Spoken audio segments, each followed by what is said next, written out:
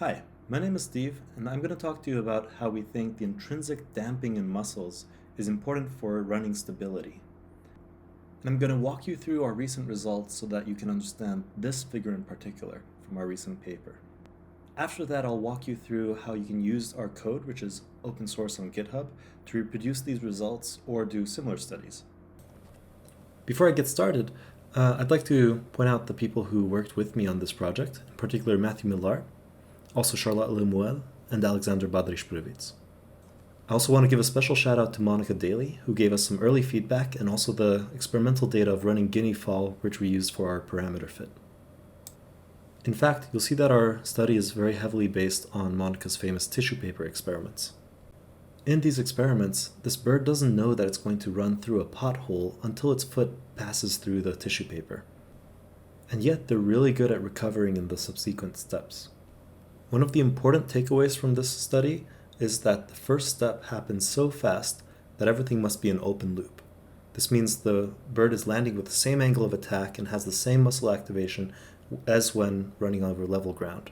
And it only actively tries to recover in the second and third step.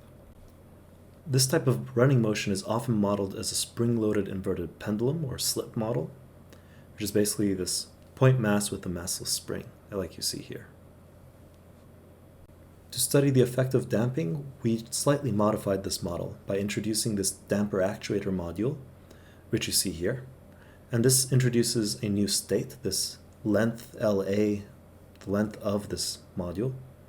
The module is composed of a time-based force source in parallel to a viscous damper. And the entire module is then in series with the massless spring.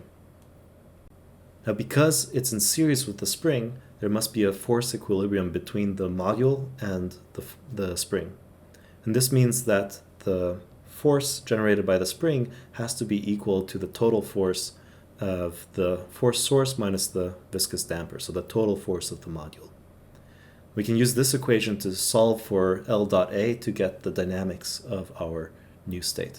Our force source just plays back a fixed force profile, and we determine this by first simulating a standard slip trajectory and playing back exactly this spring force. This means that when our model is just running over level ground, the force source F of t will be exactly equal to the spring force Fk, and so there will be no movement of the module. The velocity of the module L dot A will be 0. In other words, the viscous damper has no effect on our model during nominal running. However, when we introduce a ground height perturbation, such as a pothole or a step up, then things start to happen. Then the timing of our force profile is not going to match the spring force anymore. There will be movement in the module, and our damper, our viscous damper, starts to produce damping forces. And this is what you see over here. In red, these are the step down heights and the resulting trajectories, and the same thing for step up perturbations in blue. Now, at the end of each trajectory, we also compute what we call the viability measure. This is basically just looking at the range of angles of attack that our model could take at the next step to keep from falling. Now, we've only visualized this at the end of the nominal trajectory when there's no perturbation, but we're computing this measure for every single trajectory and every single perturbation. Next, we're going to redo the same simulations, but for different viscous damping values. And what you see, for example, here, which is a model with much less damping, is that this viability measure, this range of angles of attack that will keep me from falling, is much, much smaller. And this measure is basically indicating how easy is it to avoid falling for this model. If this measure is really small, it means you have to really stick the landing. You have to be really precise, and any small mistake can actually make you fail. And this is finally what we're actually plotting in this 3D figure. Along this axis are the viscous damping values, and each of these lines corresponds to a model with a specific damping value. Along the horizontal axis, this is the ground height perturbation. And on the vertical and also the color is this viability measure, this range of angles of attack that allow you to keep from falling at the next step. And what we see is that when you have very, very little viscous damping, this tends to be very low even during nominal running, even when you have no or only very small perturbations. But as you increase the damping, this just shoots up and everything becomes a lot more robust. However, this measure also plateaus very quickly. And further increasing the damping only has a marginal effect. And this is our main takeaway. We find that damping is very important, but you only need a little bit of damping to get almost all the benefit. Before we finish, I do want to point out that the model we use is very abstract, so we should only read into these results in a qualitative way. I'd be happy to talk about more details during the conference, or just shoot me an email.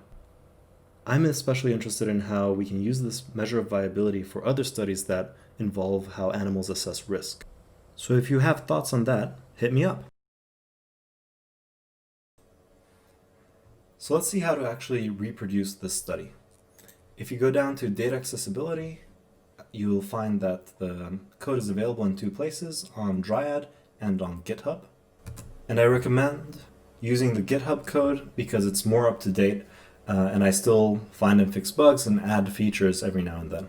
I also recommend to download the Dryad dataset because the main drawback of the viability measure we use is that it's computationally very expensive. So in Dryad, we have both the code and the dataset, which otherwise would take, depending on how powerful your desktop is, anywhere between a day and a week to compute, to generate. So here you can actually download it and play around with this data without having to regenerate it. So once you've downloaded the Dryad dataset, you should copy this Guinea file folder over to the data folder in the GitHub repository. And then we're going to run the code that's here in demos damping study, this paper plots script. This will load the data and generate this waterfall plot that we use, as well as all the trajectories. Now, if you want to actually generate the data as well, then you'll need to run compute measure damping and then generate new perturbations. So in the first script, it'll actually compute this viability measure. This is the part that takes a long time. And the second, it actually does the perturbation study. Okay, now if you want to actually do a similar study but with a different model, different dynamics, then you'll look into models. And here I recommend starting with hovership. And let's look at that in the code.